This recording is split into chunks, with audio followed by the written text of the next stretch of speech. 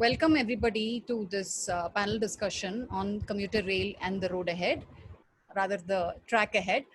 Bangalore is one city without a formal suburban rail system, and for many years, commuters have been actually using passenger trains like the Salem Passengers to commute from the city to the outskirts. But a really well-distributed, dependable commuter rail service could have benefited lakhs of residents living near the rail network, which is already existing. And in 2009, I remember we talked about the back and forth between the state and the railways. And then many years have passed, budgets and announcements have been made. And finally, last October, the project has been approved by the Prime Minister's office. Now, the revised proposal now has 148 kilometers, 58 stations, and 4 corridors. So now we also saw recently the Bengaluru and the airport service that started. Now, it's kind of taken almost 4 decades to get to this point. And the question before us is, how do we get the rest of the network in the next 4 years or maybe even sooner? So that's what we will talk about. So to start with, I'd request Satya to kind of briefly contextualize this project and how we got here. In 2007, 2009, when we started evaluating the 2007 the CTTP report is when we got interested as a broader, and we got a bunch of people in the city interested around these stations that were coming up. In 2010, a chance meeting with Mr. Madhu got us on this track of doing these things. By then, Prakash and others were already working on it from inside the railways as the users committee and all that. So this is in 2010 is when a meeting with Madhu got us started. He basically said, this is not going to happen. You guys, if you want to push this any further, go make a report and come back with a proper ask. That got us started making the whole commuter rail report that we did in those days. And then we actually took it back to him in July. He didn't expect us to come back. He thought if he just chases away doing something, they won't come back. They'll, But we actually went back and we started calling him saying, we have the report ready, we want to meet. And maybe he was shocked, I don't know what it was. And then we had to lean on Professor Sitaram to get ourselves a meeting into it.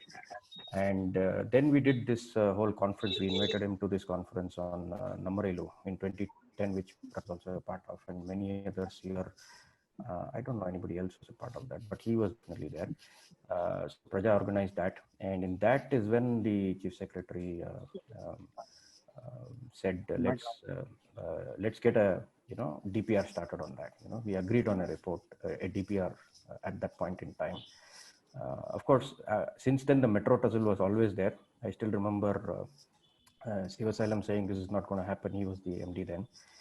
He was putting a lot of weight behind saying we don't need so many systems, commuter rail will not work here, metro is doing the job, why do you guys want to do all these things, kind of. That's the impression we got, and it's been a tussle from then on, which you see now, which was there yesterday's report also, which Raj has highlighted and put in this thing. So that tussle has always been there. Fast forward to all the activities that has happened over the past 10 years, meeting hundreds of ministers and bureaucrats and moving the system through and the file through with everybody else pushing their weight here, there and everywhere. The turning point and the pivot came in the 2016 steel flyover beta movement, right? We had made quite a few attempts to take it to citizens with limited success. There wasn't this opportunity window which gave that big push. They were all technical issues. There wasn't any emotional connection that was coming through unless we were prepared to stand in the suburbs and collect those people in Tumkur separately, in Chikkabanavara separately, and then made a mass movement out of that. We didn't have that firepower. That came with the whole CFP thing, and that is when I still remember the conversation with Zibi when she sent me that text about congrats on this thing and you guys should talk about this. I sent her some things, but I think the CFP story changed the whole thing and took it to the people, and that's when it went really big. In between, the efforts from PC Mohan, which Prakash was a part of, and all the Whitefield people were a part of, getting the Hoodie Hall station, and he was bought into it. Then Rajiv Gowda did a bunch of things for us, getting all these things going. But the CFB story is very interesting. Tara can speak more about how that happened, and Prakash can tell his story. And of course, I was involved with the movement around cantonment and integration, which Raj did. that set off a different set of, so all of these things are additive in nature, they all bring the true people's thing. Luckily we got it going in 2016 and didn't miss that opportunity. Um, could it have come earlier? I don't know. Maybe there were opportunities earlier we didn't know how to pick or spot. Maybe we didn't know how to broad base it far enough, but we knew how to lobby with the bureaucracy, but the power was, still needed all the help.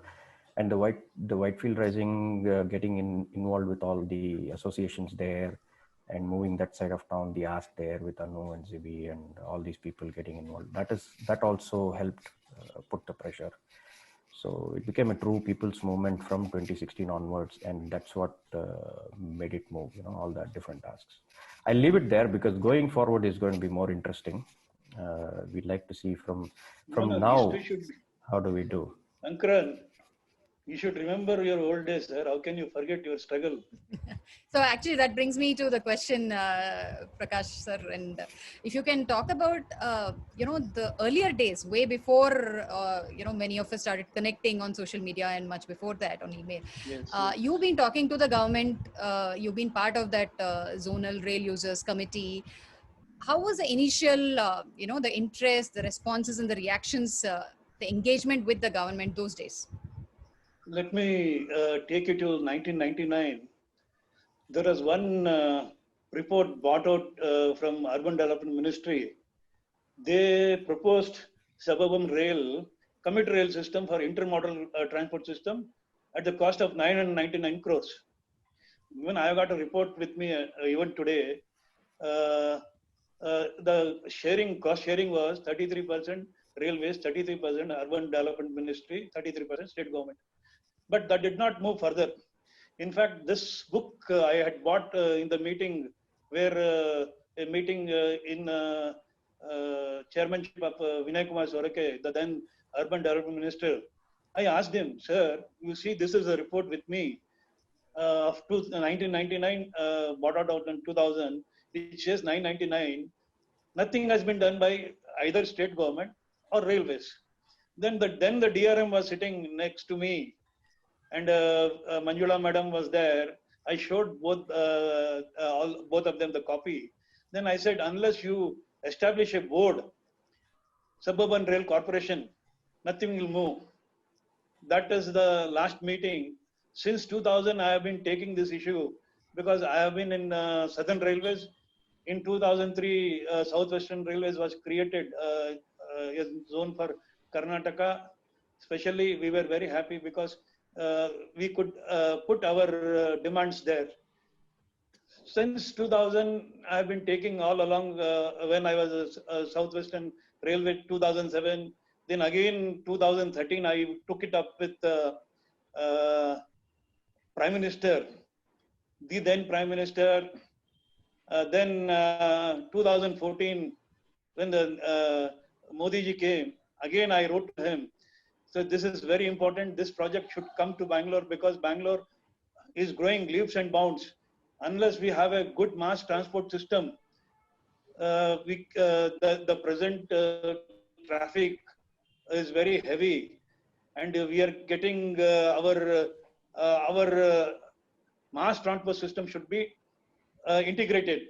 So then I got a letter in 2014 that they'll explore it, and I had written specifically 2 corridors also at that time because that old DPR was done by Urban Development Ministry and the state government, which came much later.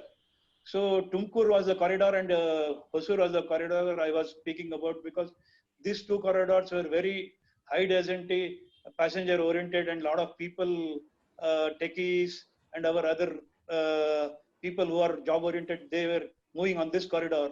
So slowly they started few service around Tumkur and Hosur.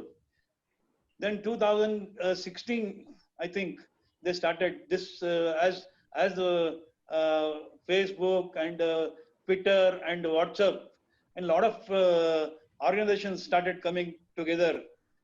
In fact, I can really compliment 2 people. One is our Citizen for Bangalore and even Praja.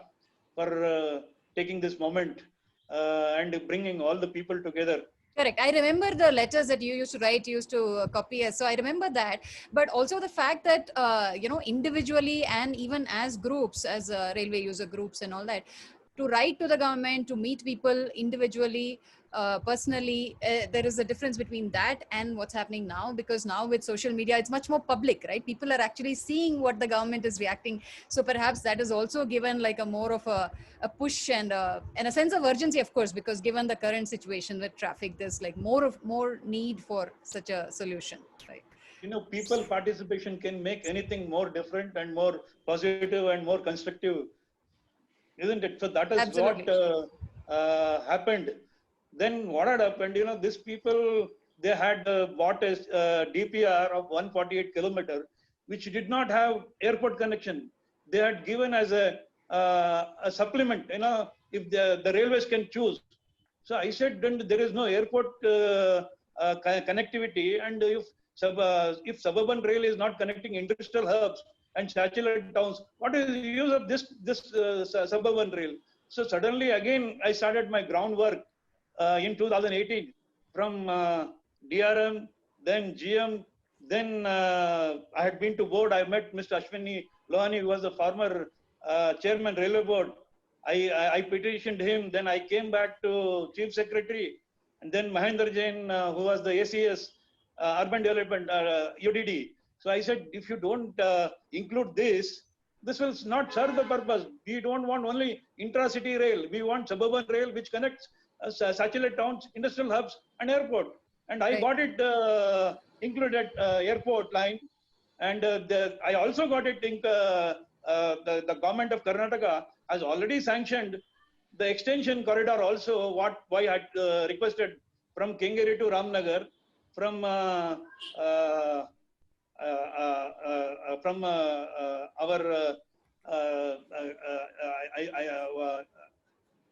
Bangarpet to from Whitefield to Bangarpet, then this corridor Heelalige to our Hosur, and then the Dodbalapur corridor extension to Dodbalapur. Then this side I wanted to have that loop from Biddi to Haroli, so that they can connect to Anekal and Hosur. I could not get that because that was they did not have line. These people said we have agreed to only where the lines are there. So because otherwise it will cost us more, and the land acquisition was also a problem. And airport line also was agreed on priority, because I said, how can you the existing line there? Yeah. So I'll just come back to you on that. Now, here in this group, at least there are, many of you have been, campaigning not just for, commuter rail, but also for better buses, better, more better distributed metro rail system and so on. So my next question is to Rajkumar, to ask, like, you've also been dealing with BMRCL, Nama Metro, and compared to that, do you see a difference in terms of how these government bodies engage with citizens like you? Because there are lessons there in terms of what to do to go forward. So your specific question was about the interactions with the government agencies and officers. Definitely in the past few years, the interaction has increased manyfold, of course, due to social media and so many other things. But the other thing that has happened, Meera, is that most of us are doing a lot of research. We are doing a lot of groundwork before we go and meet them. So the officers are sometimes, I must tell you that they're sometimes a little surprised too, that citizens, ordinary citizens come up with certain observations which probably they have not given so much importance for. For example, presently, if I can add, the most important thing that is affecting all of us today is the latest decision to kind of change the prioritizing of the airport link, which is going to be very unfortunate. So I've been able to convey this to K-Ride and to certain higher up officials in the state government. They are listening, but I don't know what is the reason for the change in attitude of towards this line. We'll have to find that. But yes, there is more response now, and they do listen, but then decisions are not taken purely on our inputs. They have their own concerns and their own reasons for it. Sometimes they don't listen to what we say. Thanks, Raj. Actually, speaking of the airport line, actually, that's a good segue into the topic. Satya, do you think metro is acting as a bottleneck and, you know, preventing progress and going and putting kerchief, as you call it, on select routes? I can, I don't want to empathize, but I understand why they are doing it. As citizens, we are losing out in the end, right? So if you put our hat on and see, most of the cities that we have so many people. I don't know what we are fighting over. These all the modes will be full to the brim and they'll be flowing over, and we'll be asking for more very soon. So I find this very petty that we are trying to protect ridership. Maybe COVID is not the right time to gauge that ridership, but I am very sure that once we start traveling again and the economy picks up, all these modes are going to be full. So in the short term, it looks a very short term kind of a fight. How short it is that we faced this in the very first meeting with the first MD of the metro, and this saga has not ended still, which means it's been a decade of the same attitude going from Madhu to Sivasalam to Pukharola to Ajay now, and it's been the same story with everyone. So I don't know, it's become a culture there to just say, you know, BRTS is eating into this, bus is eating, this is eating, that is eating. I don't know what you're so greedy of, you know. I mean, I know you have loans to pay and you need to make the ridership, but you need not have made this decision. Like CFB keeps saying, right? All of us keep saying, you make the expensive decision, now we all have to pay the price for that. So is the challenge because we still don't have UMTA? I don't know. See, one of the biggest things that I will be writing about is that there is this whole, you can't plan and execute, right? Then you will be very biased towards what your execution will determine your plans, not the other way around. So the planning function definitely needs to go into the UMTA and it needs to be taken away and said that there's a neutral entity which needs to plan. You continue to do the execution if it's your wish, or it could be handed out to someone else. So if you do the planning and if you do the execution, this is where you will end up. This is what is happening with the bus, with the metro, with everything. You plan and you execute, you will try to protect your turf. And in the end, we will all lose out. And you will plonk your pillars in the middle of the road. You won't care about the other thing. All this will happen because the planning and execution functions are different. Now, how effective the UMTA will be is left to be seen, but it is definitely the step in the right direction. It's not a silver bullet, but we definitely need to take the planning function away and leave only the execution functions to these authorities. Okay. I would like to compliment on that also. See, I stopped at 15 to 16. After that, when Suresh Prabhuji came to Bangalore, I think Sanjeev was also there. Outside the DRM's office, I said, at least give Bangalore City automatic signaling, because the whole system is so congested. So at least sanction now to Bangalore belt area automatic signaling. So that is how we started talking to Mr. Suresh Prabhu, and we were just pushing the suburban rail. Then Anand Kumar ji, PC Mohan ji, Sadan Gowda ji, all together took this issue in Parliament and with the minister. When Piyush Goyal ji came as minister, in fact, I should compliment him, because he gave a deadline of 30 days to railways, DRM and GM, that within 30 days you should bring some proposal to him. So then is that this elevated corridor issue came. In fact, I had never heard about elevated suburban rail system. So he came with this issue that to overcome the land acquisition issue, the railways is proposing elevated in some stretches in where there is a scarcity of land. So was in fact around him, Mr. Prabhu so Piyush Goyal had come to Mysore. In fact, coming to know that he's coming to Mysore, I went to Mysore to personally meet him. I said, sir, now if you don't give suburban rail, what you have already proposed and you have agreed, and Anand Kumarji is also, and PC Mohanji and Rajanakunte ji demanding for Bangalore, and you also include airport line. So he said, "Chalo, मैं कुछ करता हूँ." This was his words when this DPR was given by rights. After that, you know that the DPR came, airport line was included, but stations. I think initially they had proposed 73 stations, so they reduced to 57. Again, I went to Mr. Gagarin, who was the KRI chairman, MD. I said, sir, why did you reduce? You know, this can be, this is the proposal by rights. So again, I have written to them, you should include all the remaining 26 or 27 stations because they are very important. Earlier DPR is very correct, but at present, only they have sanctioned 58 and 148.1.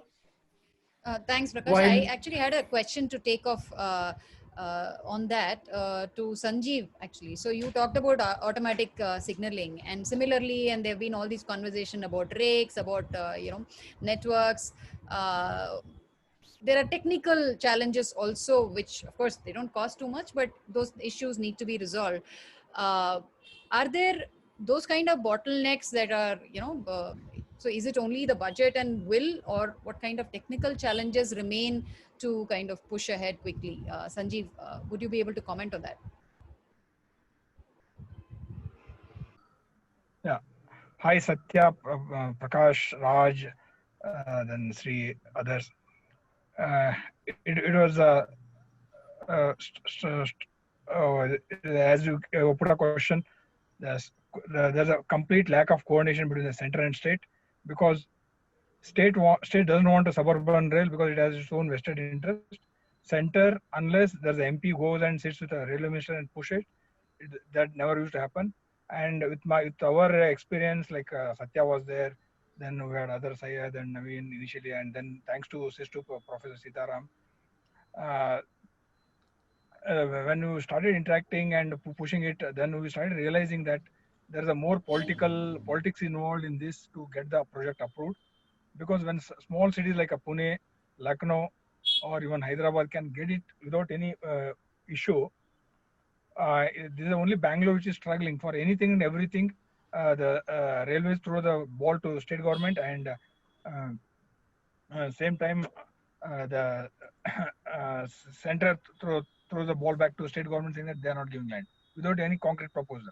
So when we approached initially the PC Mohan, Anand Kumar, Tumkur MP, Basaraj, it was very unfortunate that none of these people took it a very firm stand for the project to push it at the center. It was only somewhere when it really helped. The big thing was RTI. When it started hitting the center with the RTI questions, a lot of muck was coming out, and fortunately we had Karge was the railway minister, and thanks to Rajiv Gowda, who could able to organize round table workshop in the Vidhan Sauda. Then that really started putting a pressure on the both state and center, and then who will going to push it hard. So that was a question. So that somewhere in 2014, just before the central election, I can tell you, on the same day the letters were getting flown between the center and state, the railways. So you can literally see that the pressure was building onto the these things. If you had very unfortunate it is like we are missing Anand Kumar today. If you had taken a 2 to 3 years before that, his stand that we are going to get a suburban rail, maybe in 2014-15 firm stand I'm talking, not just in the media or in some this thing stand where public that I want a suburban rail, not that. Yeah, unless you know that there's an approval procedure, what is the procedure in the central government, how to get the project this thing done. Anand Kumar was knowing very clearly there was no need to go to put the pressure on citizens, but fortunately he realized that in 2015 the bureaucrats are playing dirty politics with him. Then he stepped in 2016. By the time Suresh Prabhu was never ready for approving a Bangalore suburban rail, and that literally put a spoke for 2 years. I can remember in one public meeting, Anand Kumar literally just spoke about suburban rail only to Suresh Prabhu.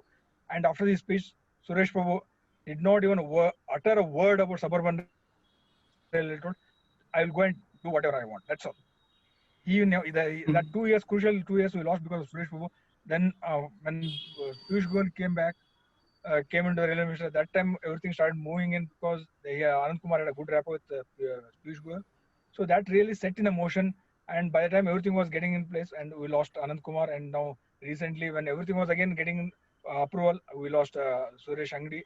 It is a lot of ups and downs. When things were moving, Sarangoda was the railway minister. He was moved out, and none of this. There are 27 MLAs from Bangalore. There are a couple of MPs, chief minister, bureaucratic, very much against this project. I can tell you openly. So with all this, because of pressure, finally the elected representatives, they have to put it. Then we made ensure that it's a part of their election agenda. So that's how the state and center will push it. Every meeting, the state will not call a railway officials. Railways will not call a state for the meeting. This is how the whole project was going on up to 2016. When Piyush Goyal came in, that was the whole thing changed actually that time.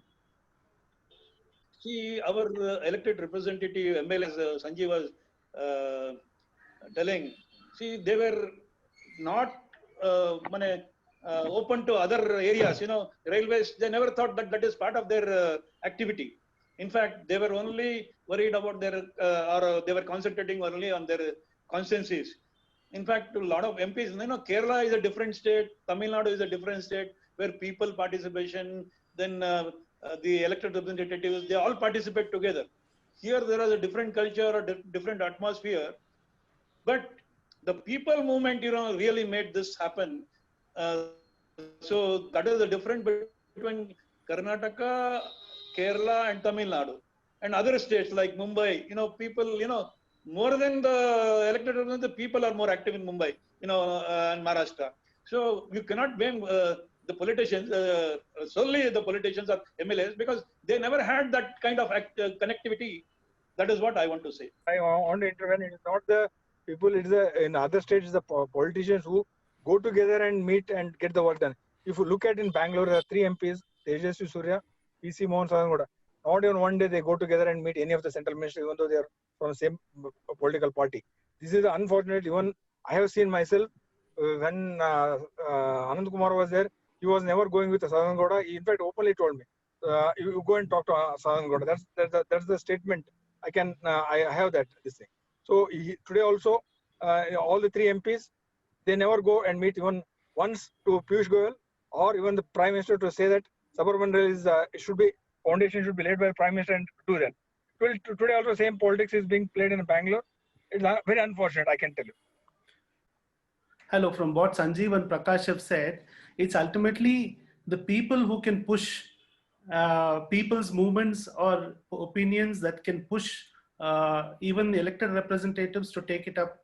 It's a pity that it has to be by just individual initiative of the politicians, but there is always, and like you said earlier, that the steel flyover movement, the kind of momentum it gathered, galvanized even the commuter rail movement.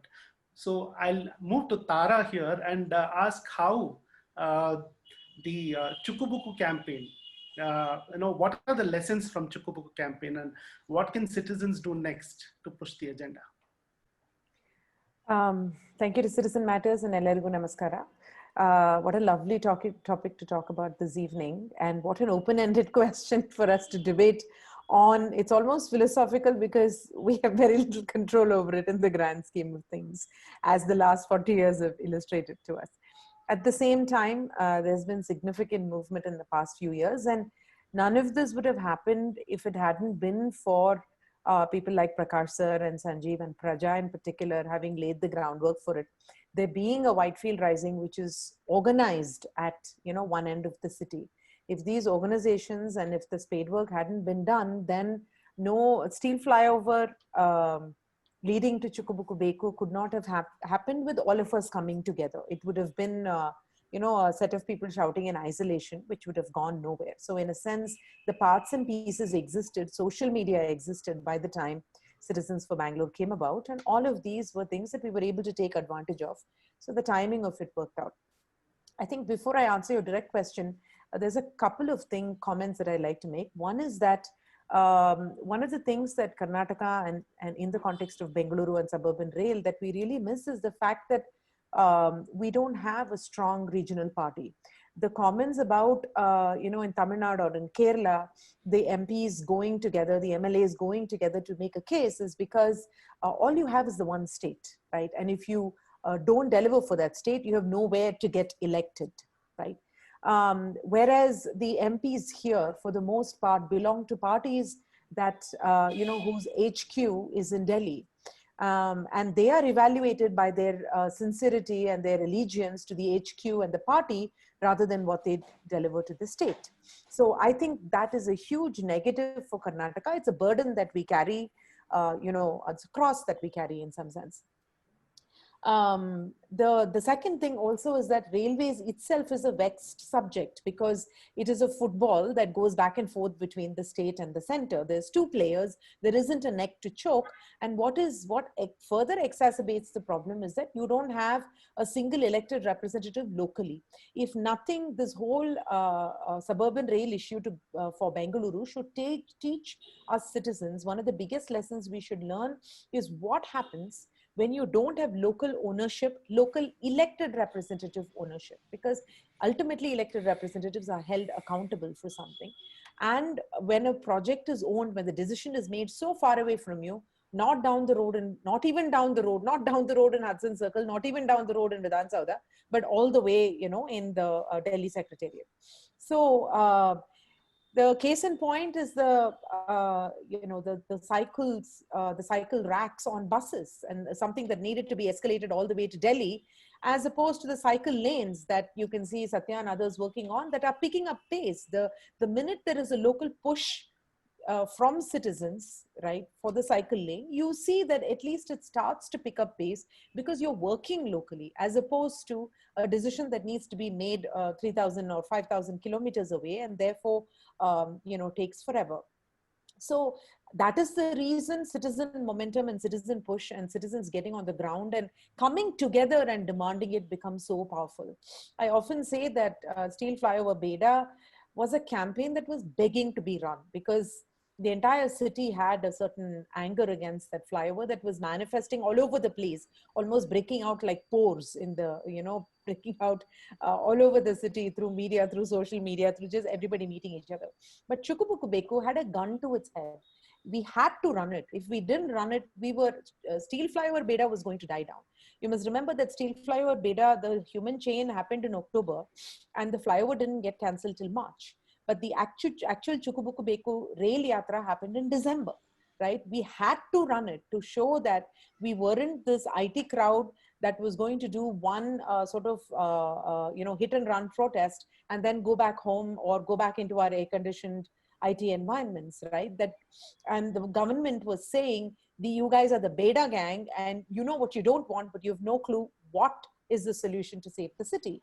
So we had a gun to our head to say, guess what? It's the suburban rail that's the solution to save the city, because that is what can carry people in scale in a democratic fashion that everybody can afford, right? Not high-priced tickets, air-conditioned like a metro, and something that can travel long distances. After a decade of Delhi's metro, right? Delhi Metro, I think, was inaugurated in 2002, and we are almost a decade away from then, and it runs for 380 kilometers. And you can see the report that came out today that said 63% of Delhi's commuters use the bus and 6% of Delhi's commuters use the metro. A decade later, 6% use the metro, right? So, and this is a city that is choked, in every direction that you can think of. The suburban train in that sense is irreplaceable for a city. And I, was telling Satya this in the context of something else recently that he is writing, that, having grown up in a city that had a suburban rail, every day taking the suburban rail to college in Chennai, not having a bus connected to a suburban rail and then another bus and then going anywhere. And people would wake up at 7 in the morning and go to Vellore every day from Chennai, vice versa. Well, from Vellore to Chennai for work and back, right? So that is, it enables a kind of livelihood that you cannot imagine.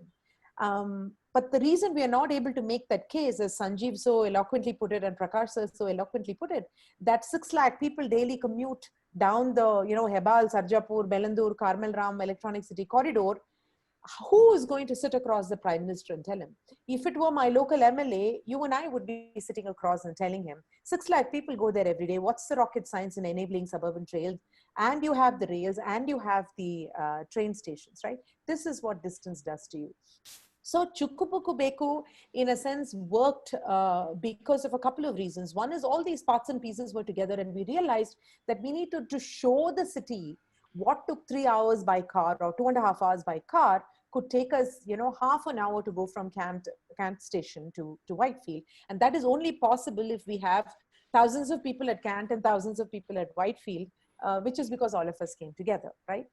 The second piece is that the Bangalore is a city, we didn't grow up with suburban rail, which means that in the imagination of people, including our MPs and MLAs, suburban rail is a mythical thing. It doesn't, none of them have actually used it, grown up with it, even seen it around them. So when we started the Chukkupuku Beko campaign, a lot of the people that were involved in the steel flyover, who had all the enthusiasm to continue on the momentum of this, had no understanding of the suburban rail, right? So we actually needed to run a massive awareness program telling people, did you know, Gotta Namage was the name of the first flyer we came up with, to say, did you know Bangalore had 60 odd stations around the city. Bangalore had 180 kilometers of tracks that existed, right? And we went to colleges, we went to schools, we went to, parks, we went to crowded, we went to the Majestic. And it was like a quiz program that nobody would get right, because they were stunned to know that Bangalore already had all these facilities and you didn't need to spend what we are spending today, 400 crores per kilometer of the metro, whereas the suburban train is priced today at 100 crores per kilometer. We're spending 4x, right? And the ridership of the suburban train will probably, much faster pick up, much faster. I entirely agree with Sadhya that there's enough to go around and there are more than enough people. And, given time and the development of Bangalore, one of the most dynamic cities, we are going to fill up all of this and more and be wanting. So, but the Chukkupuku Beku took off because we had to run a massive awareness program before that, before we could recruit people to come and, be part of the program. So that is what needs to continue, I think, in some sense. We need to continue that awareness program, and we need to get our MLAs and MPs together. We need to get them to put their heads together to say, this is something we need to do in a non-partisan fashion. What the Rajiv Gaudas and others have sat together in a non-partisan fashion and done, we need to do that. Otherwise, we are going to have the same momentum issues.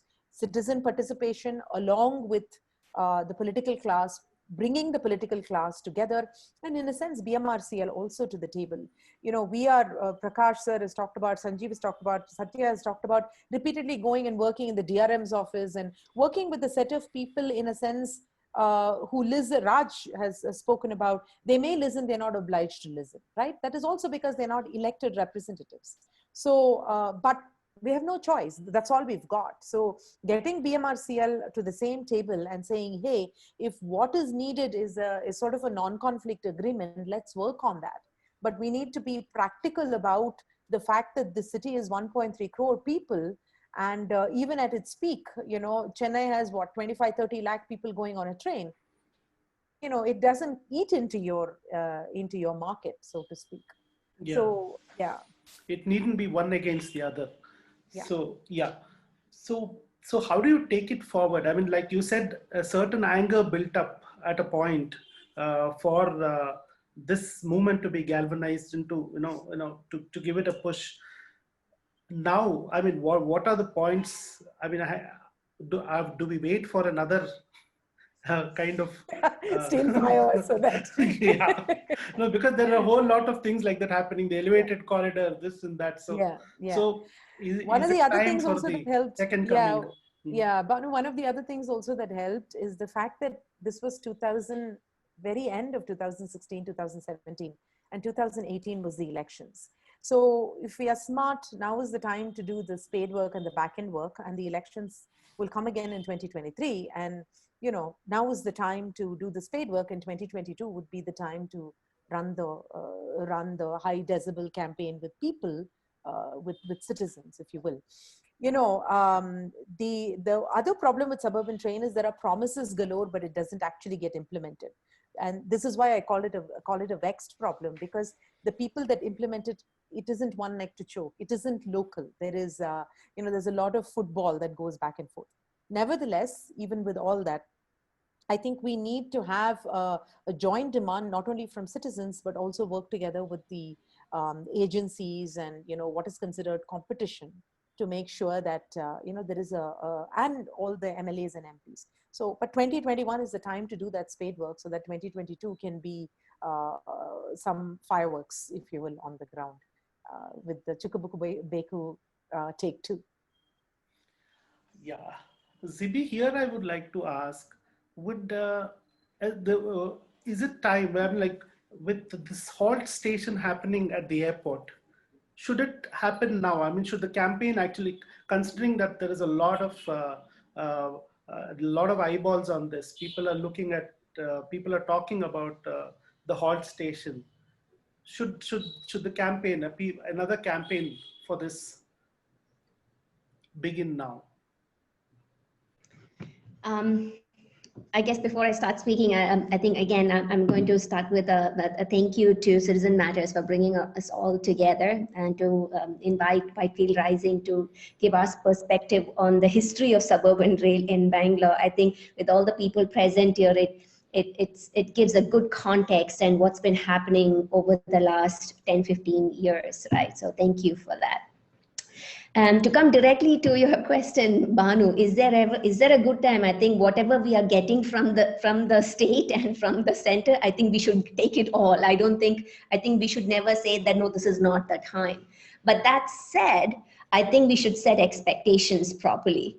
Right, there is a halt station, the airport, which is fantastic, because that is something that a lot of people have been asking for. Commute to the airport is a big issue, and the roads are forever choked. But I think the timing of it, yes, we can all go back and forth about it, but if we set the expectations correctly, that traffic to the airport is less. There are not that many people going there. So to not expect that much ridership, all those things should be taken into account. And I think, as Raj and it's been reported, it's been said, right? There are still many teething problems to be solved on that airport line. It's just a single track. There is no automatic signaling. Without fixing all of those things, how are you going to ensure that the trains run on time? If there is no trust that the train will reach the airport station, you know, not many people have the luxury of time that they can go 3 hours early, right? You have to kind of weigh your time with respect to how much it will cost. From Whitefield, an airport taxi costs 1,000 rupees. But if you are working, you know, can you afford to leave 3 or 4 hours early and then take chance that you will reach the airport 2 hours well within time to check in and do all of those things? Not everybody has that luxury of time, even though it is. Present service is only for airport workers, not for airport passengers. Yes, the system exactly. improves. It needs to be set, the context for this airport needs to be set properly. I think that is what is slightly missing from all the See, just sorry for intervention. After the inauguration of the services, look at not even one MP, one ML or chief minister asking for new additional services into the infrastructure. Everyone is keeping quiet. Their metro is again doing their own background dirty politics. This is what I think. True. Again, coming back to that's why you have to set the context correctly. Who's this train for? The timing and all of those things. You can't have a Times of India saying that I think hardly 124 passengers riding the train because you introduce at the wrong time. There is no trust with respect to whether it runs on time. It's not aligned with the flight movements, flight timing. So I think a little bit of that needs to be set. And as Sanjeev just mentioned, there is. Again, today there is a debate about metro and ridership and revenues. All of these things are not things that one should be discussing. When Bangalore comes back in full force, when everybody comes back, we will have traffic jams. We will look for alternatives to take. People who can take the metro will take the metro. People who want to take the suburban rail. It's all about convenience and time and all those factors that go with it, and there will be enough riders. I don't think we need to be fighting. And I saw a fantastic comment saying these are two pani puri vendors fighting for revenue, right? It's not. I think I think we should all ask collectively for whatever needs to be done. Holding elected representatives to their promises. I think that has really worked for us, well for us, and also not just highlighting the problems, but also solutioning, right? We knew we had a massive problem in Whitefield. We knew that there is a suburban rail. We knew Hoodie Halt can become a station. We are also asking for the Goods Shed station to be converted to a proper station. When Mr. PC Mohan said that there is not enough, width to create a platform. No, we showed them that no, there is a platform can be built. You have to walk it, you have to invite them. And I think Raj and all of that cantonment, also the group has done a fantastic job of showing them the drawings, the technical details. Satya had a whole report happening in 2010. It's a fantastic document which really captures the problems Bangalore has with traffic and the potential to solve it or to alleviate it with suburban rail and the many different mobility solutions that we will need. As you did with the Hoodie Halt station, is it critical to have a local voice to push for these specific decisions? So for instance, does Karmalaram need groups in Panatur or Devanahalli to push for? I firmly believe so, because I think people who do not live in the area, if they do not ask for it, I think it's very difficult for people who are just sitting in Vidhan Sabha or in the city or even in Delhi to imagine the kind of troubles that we go through, right? People in the city were and are taking decisions for Whitefield without coming to Whitefield. And I remember whenever we visited PC Mohan or DRM or anybody else, you ask in the room, how many people have come to Whitefield? Nobody would say, and they would say, no, it will take 4 hours. Imagine telling that to people coming from Whitefield, asking you for solutions. Say, no, we don't come to Whitefield because it takes 4 hours, because that's half a day gone. What do we do on a daily basis? And you're telling me that you don't want to solve it. That doesn't work. Right? So you have to hold meetings, you have to make them come. And tying it to elections and holding our elected representatives, I think Tara made a very valid point. We have a voice. I think what I have learned personally over the last 5-6 years is when we come together as a group, there is strength. There is totally collective strength. And social media has helped tremendously. If you see, pretty much all the elected representatives in Bangalore are on Twitter and Facebook. Having that, educating all the people who live here, who commute to Whitefield on a daily basis, has helped tremendously, because they are also raising their voices. It's 3 hours, 4 hours lost in a day, every day. I mean, what a life, right?